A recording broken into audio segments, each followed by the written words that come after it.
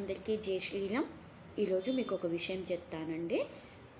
ఒకరోజు ఒకతను దారిలో అలా నడుచుకుంటూ వెళ్తున్నాడు. అలా నడుచుకుంటూ వెళ్ళినప్పుడు అతని కాలికి ఒక మొల కుచ్చుకుంది.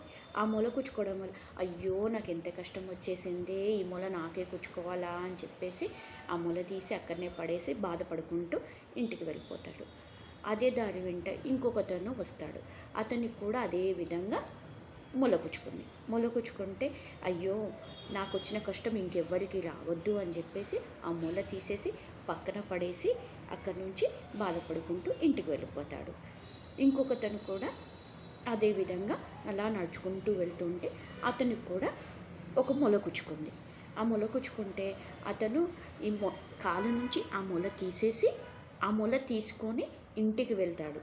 ఇంటికి వెళ్ళి వాళ్ళ ఇంట్లో ఉన్న ఒక గోడకి ఆ మొల కొడతాడండి. ఆ మొల కొట్టేసి ఒక ఫోటో ఫ్రేమ్ని ఆ మొలకు తగిలేసేయడం వల్ల ఆ ఇంట్లో ఆ గోడకి ఆ ఇంటికి అంతా అందంగా కనిపించడం మొదలైందండి. ఆ ఇల్లు మొత్తం అందంగా అయిపోయింది ఆ ఫోటో ఫిల్మ్తో.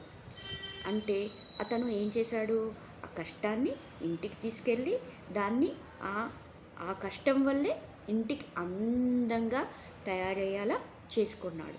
అంటే మనం కూడా మన లైఫ్లో కష్టం వచ్చిందని బాధపడకుండా ఆ కష్టాన్ని ఎలా తీర్చిదిద్దుకోవాలి, మనము ఆ కష్టం నుండి ఎలా బయటపడాలి, ఆ కష్టం వల్ల మన జీవితాన్ని ఎంత అందంగా మార్చుకోవాలన్నది అది మన చేతుల్లోనే ఉంటుందండి.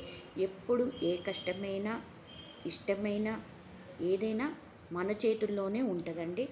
ఆ వచ్చిన కష్టాన్ని మనం ఎలా స్వీకరిస్తే అలాగే ఉంటుంది. కష్టంగా స్వీకరిస్తే కష్టంగానే ఉంటుంది.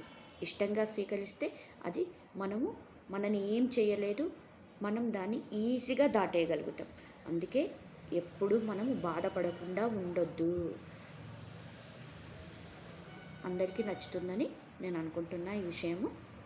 జై రాధాకృష్ణ.